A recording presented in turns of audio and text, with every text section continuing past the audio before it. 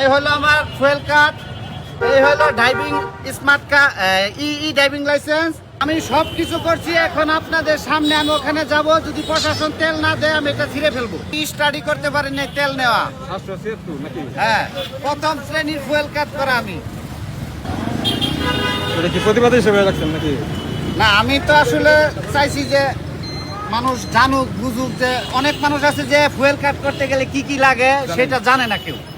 কি করতাম? ভিডিও করবা ফুয়েল কাট নিয়ে তেল না ভাই, তাহলে এটা কিছু করার আছে? জান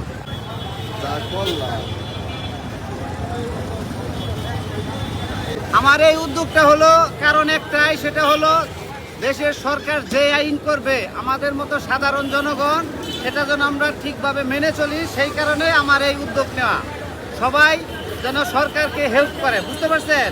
এই কারণে আমার এই উদ্যোগটা নেওয়া। আমি সব কিছু করছি। এখন আপনাদের সামনে আমি ওখানে যাব, যদি প্রশাসন তেল না দেয় আমি এটা ছিঁড়ে ফেলবো। সরকারের কথা অনুযায়ী আমি সব কিছু করছি, ওকে করছি। ফুয়েল কার্ড আছে আমার, যাবতীয় সব কিছু আনছি। এখন যদি সিরিয়াল ধরতে হয় আমি এই ফুয়েল কার্ড ছিঁড়ে ফেলবো আপনাদের সামনেই। ঠিক আছে, আপনারাও চলেন আমার সাথে, যদি দেখি এখন কি কি কি করে। হ্যাঁ হ্যাঁ, সেটাই।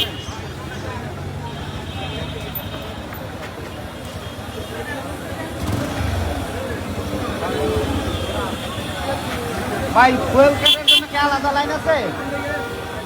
আলাদা লাইন নাই?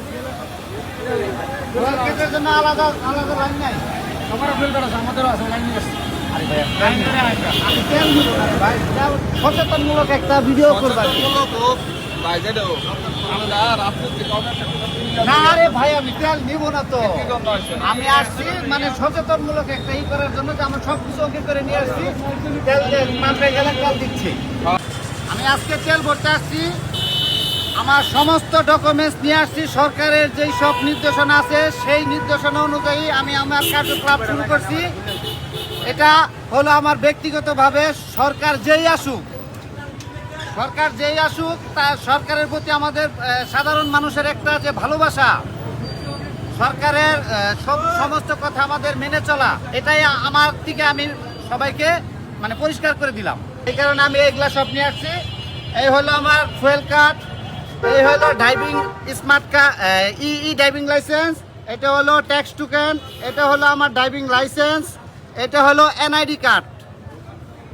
সকালে আমি শুনতে পাচ্ছি যে এই পাম্পে যাদের ফুয়েল কার্ড আছে তাদেরকে আলাদা লাইন দেওয়া হবে। এখন দেখছি ফুয়েল কার্ড আর যারা করে নাই তারা ওই একই লাইনে। তাহলে তো আমার এই কষ্ট করে এটা করার কোনো যুক্তি হয় না। আমি যে 3-4 ঘন্টা দাঁড়িয়ে থেকে আপনার হলো এই ফুয়েল কার্ড করলাম, এখন যদি আবার সেই পাম্পে এসে সেই 7-8 ঘন্টায় দাঁড়িয়ে থাকতে হয়, এটা আসলে আমার মানে আমি মেনে নিতে পারছি না। এখন চলে যাব, এই ফুয়েল কার্ড আমার লাগবে না, আমি প্রয়োজনে ছিঁড়ে ফেলবো। স্টাডি করতে পারি না তেল নেওয়া। হ্যাঁ, প্রথম শ্রেণীর ফুয়েল কার্ড করা আমি।